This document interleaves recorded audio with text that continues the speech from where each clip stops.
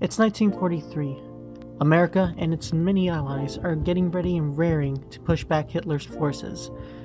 But as men arrived to sign up in droves, there was one issue that we faced. Well, not every American, especially in those days, were literate. It was very rare, actually. You were lucky enough to get a high school education, let alone any kind of education. So how did America solve this problem? Well, today on Mind Munchie.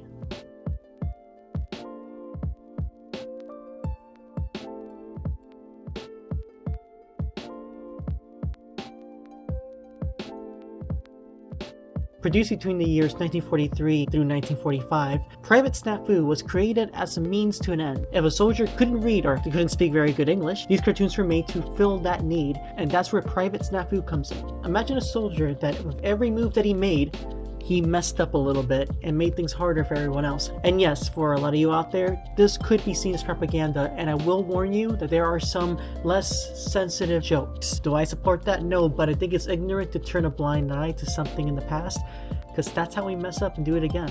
And things aren't really weighed in our favor right now. So relax, find yourself a nice pair of glasses as we delve into the past to find something weird, interesting, and a little shameful. Fighting tools.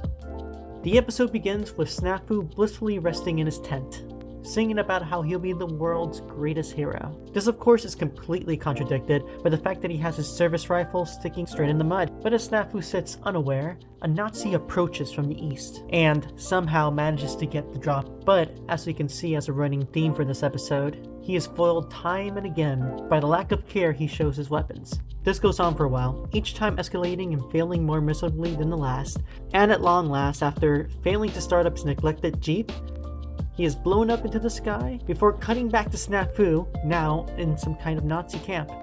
And well, that's one way to get your point across. Snafu versus Malaria Mike.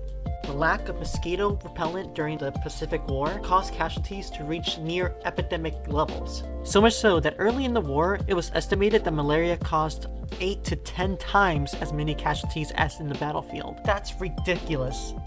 And I live in Florida, so mosquitoes are a thing. Knowing this, the creators of Snafu got to work, and thus creating this little gem. We open up on a swamp where Mike is admiring his wanted poster with pride. You know, because mosquitoes are evil.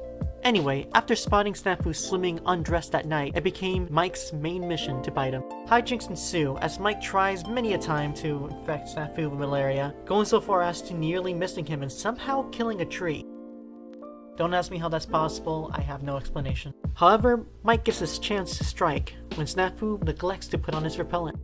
Now this final shot is kinda dark and morbid, and honestly there's nothing I can add to it, so I'm just gonna let it play.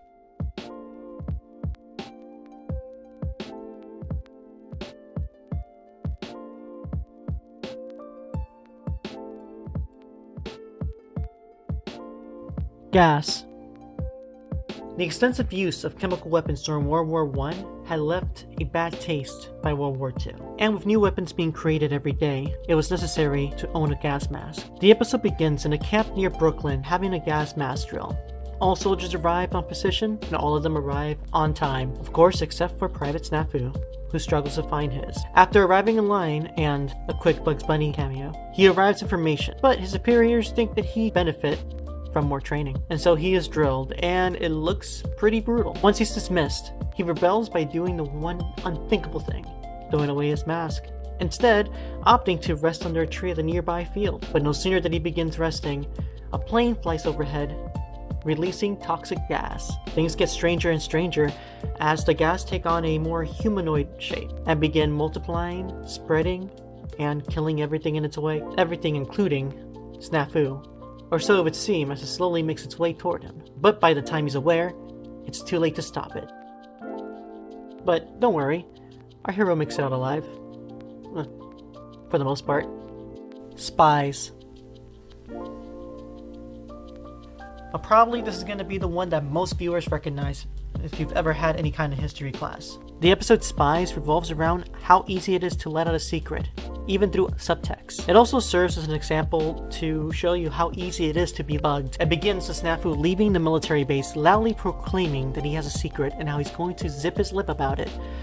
But of course, by doing that, he's already kind of compromised it by letting the enemies know that he had a secret. The rest of the episode boils down to Spies slowly trying to get that information out of him, trying to figure out what he had. Eventually, after a few drinks and a nice set of speakers, the mission, not compromised, is taken care of with ease as Snafu finds himself ambushed and blown up, leaving us with yet another grim image.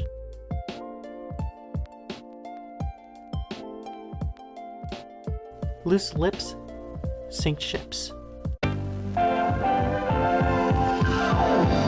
It's intermission time. Alright, really quick, just got something to say. First off, thank you for being here and chilling out with me. It means the world to me. Honestly, we don't consider ourselves YouTubers, we're just a bunch of dorks who like weird and odd facts, and we want to share that with you. So if you like that idea and you want to stick around, please subscribe at the end of the video and maybe give this video a like. And before I peace out, I want to go ahead and congratulate both Dapper Ass Raptor and the Fishing Teddy Bear and welcome them to the Mind Munchie team. You could check out their video, well, I'd say right here, but we don't do annotations anymore, so at the end of the video. Anyway, on to the fifth one. Booby traps. The episode begins with a short narration warning against the dangers of booby traps, no matter how alluring. And almost immediately he's tricked into almost setting off a camel bomb, only to get away and then almost immediately again falling into another trap because of his lustful and, well, ignorant habits.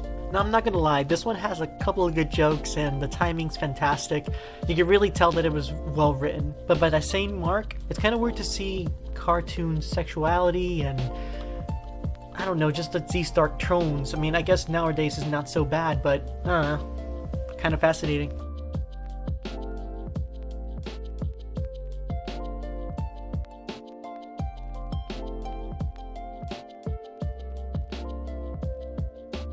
Anywho, this has been Alpha Beam.